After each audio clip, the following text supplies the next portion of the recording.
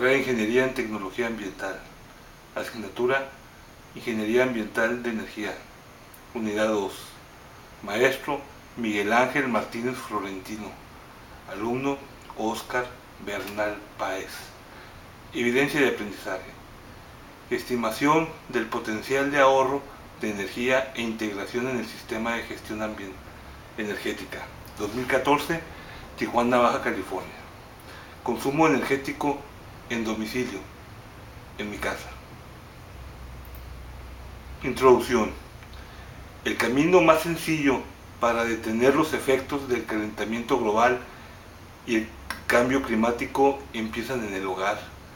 Por cada kilowatt o 1000 watts de electricidad que se ahorre en casa, se evita la emisión de 1 kilogramo de dióxido de carbono en la central térmica donde se consume ese carbón o petróleo que genera esa electricidad. Por eso, cada vez que compre un electrodoméstico o aparato electrónico, elija el de menor consumo de agua y electricidad. Nunca compre alguno si no lo necesita y sin antes leer la etiqueta energética. Conozcamos los números. Un foco incandescente gasta 100 watts de energía por hora. ¿Sabes cuánto gastan los electrodomésticos más comunes? Veamos. Un reproductor de DVDs, 25 watts. Una batidora manual, 140 watts. Y si nos vamos más allá, una cafetera, 700 watts, o sea, 7 focos. Una secadora de cabello, 825 watts, más de 8 focos. Una aspiradora, 1200 watts, 12 focos. Un horno de microondas, 1200 watts, 12 focos.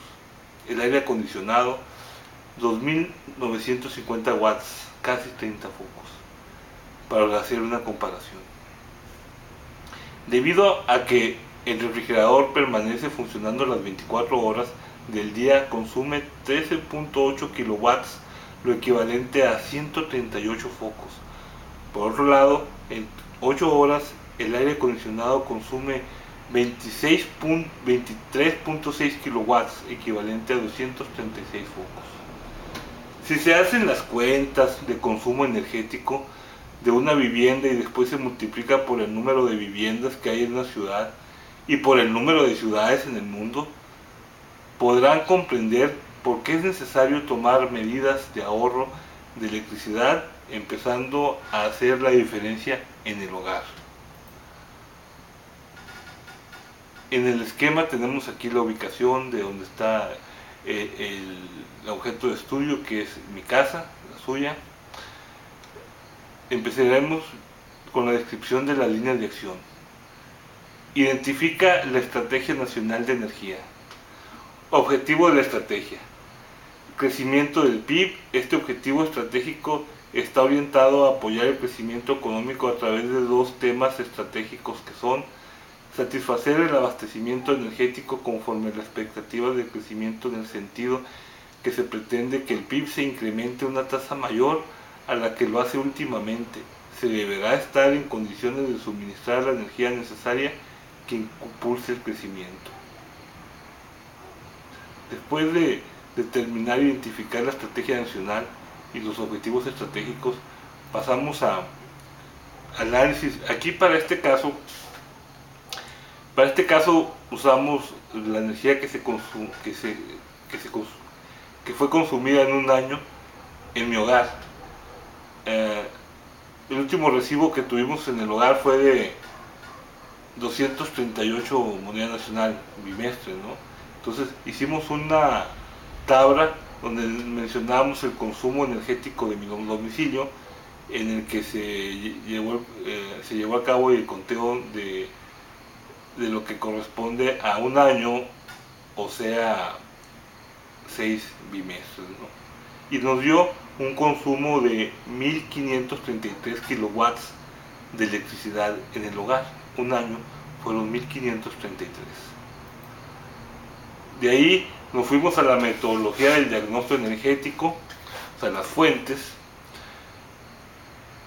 viendo la cantidad de energía que se consume, sacamos en la tabla de poderes caloríficos netos y equivalencias energéticas lo que equivale a la electricidad, que es en este caso hasta hoy lo que se consume de energía en el hogar, en mi hogar.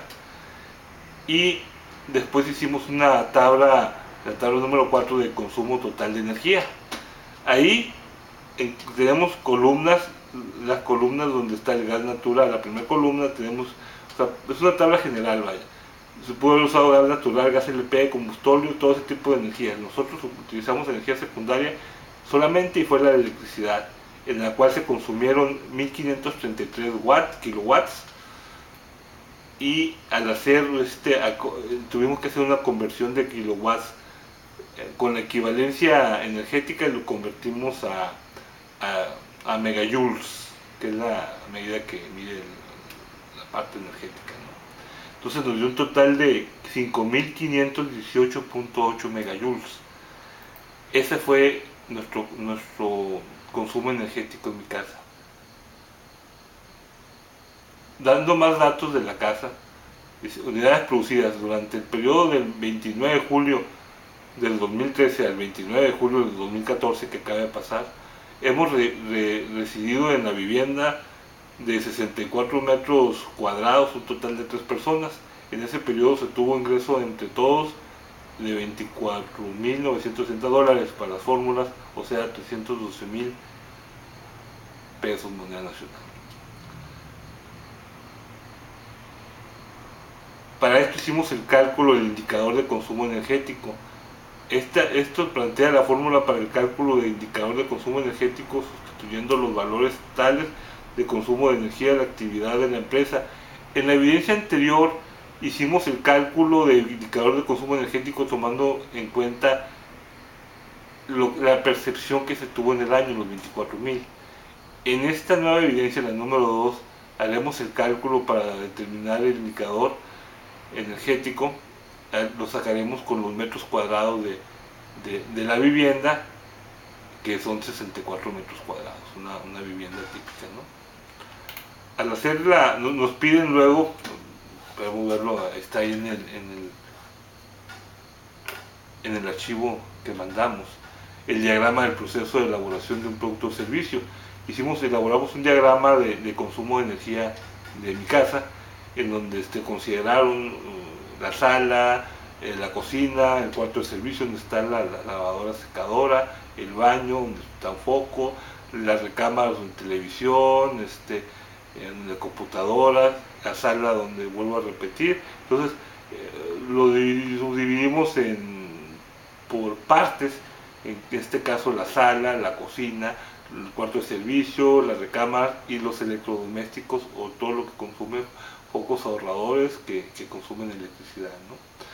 De ahí determinamos que donde hay pérdidas de calor pueden ser poco, como son focos ahorradores en el foco ahorrador, en la televisión de 32 pulgadas, poco, en la estufa eléctrica, porque pues, en la cocina se tiene estufa eléctrica y microondas, ¿no?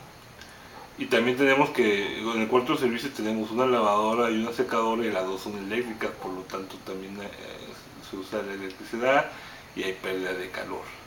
Y el ventilador que se usa pues en tiempo de calor, ¿no? Una parte de lo que es la etapa verano, primavera, se hace calor y se usa el ventilador. El análisis de pérdida de energía brinda un procedimiento para ya después hacer el análisis de pérdida de energía. El análisis de pérdida de energía brinda un procedimiento resumido para inspeccionar todas las formas en que los dispositivos y sistemas pueden modificarse para reducir su consumo. Por ello, para disminuir la cantidad de electricidad que se adquiere, se debe, como primer punto, asegurar que el uso final tiene una utilidad. Por muestra se tiene cuando el sistema de aire acondicionado se tiene encendido en un espacio desocupado. Minimizar la cantidad de energía requerida en el uso final. Esto se puede dar utilizando tecnología más eficiente, ¿no? y disminuir pérdidas de energía entre el medidor y el punto final de uso final se puede realizar al ubicar los dispositivos eléctricos de mayor consumo lo más cercano al punto de medición. Son unas sugerencias que dan. Entonces, después de esto, al hacer el análisis de pérdidas, parecimos que como parte del proceso, o sea, lo dividimos en 6, lo que es la sala, la cocina, el cuarto de servicio, la recámara 1, recámara 2 y el baño. Los componentes eléctricos que usan electricidad dentro de cada parte del proceso. O sea, en el caso de la sala tenemos una televisión de 32 pulgadas, un DVD, un sonido, un ventilador y 2 focos ahorradores. En la parte de la cocina se tiene una estufa eléctrica, microondas, tostador, licuadoras, 2 focos ahorradores. En la parte del cuarto de servicio, una lavadora eléctrica, secadora eléctrica, un foco ahorrador. La parte de la recámara número 1, equipo de cómputo con impresora, un equipo de cómputo y un foco ahorrador. En la recámara 2, una televisión, un foco ahorrador y en el baño un foco ahorrador.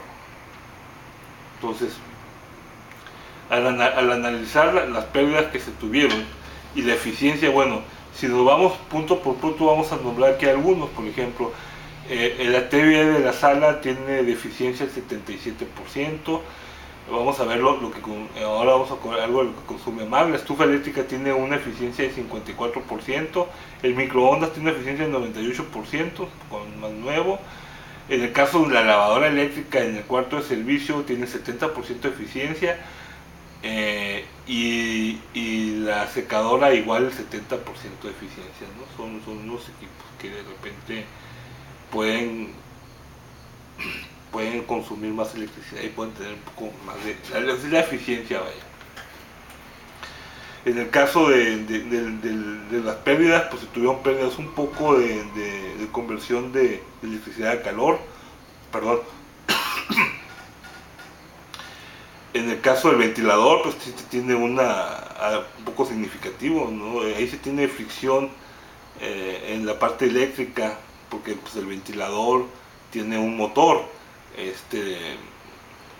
la lavadora tiene motor, la secadora tiene un motorcito, entonces hay fricción entre las partes y entonces en eso es cuando también hay pérdida de calor, ¿no?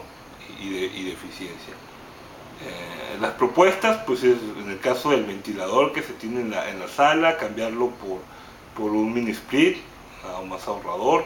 En la cocina, la estufa eléctrica, pues definitivamente tenemos todo lo que funciona hasta ahorita eléctrica, la estufa, la secadora, la lavadora, bueno, la estufa y la secadora, vaya. Básicamente la estufa y la secadora, porque pues la lavadora no, la lavadora tiene que ser eléctrica, ¿no?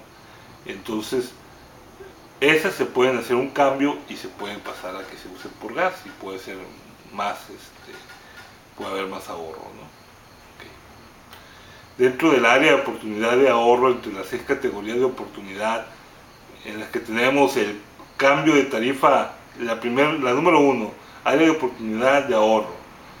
En la categoría de oportunidad de cambio de tarifa eléctrica, pues por lo que sabemos, cuando es vivienda es muy difícil que se pueda hacerse, ¿no? Entonces no se considera factible.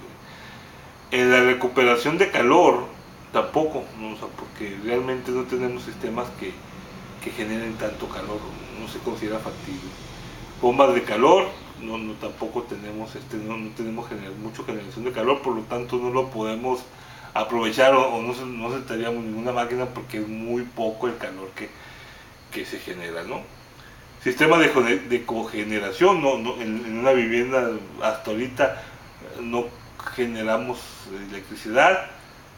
Puede ser factible después de un tiempo de tener la siguiente, que es el sistema de energía renovable. Ahí sí le veo yo, o sea, podemos aplicar suministrar electricidad a todos los dispositivos mediante la implementación de paneles solares, ¿no? Entonces ahí sí pudiera ser también o sea, lo más factible, ¿no? O sea, el poner paneles solares se puede obtener energía eléctrica de otras formas y por lo tanto se puede satisfacer un poco, sin usar la electricidad facturable, la necesidad de electricidad para los aparatos electrodomésticos, y se puede recuperar en un mediano plazo.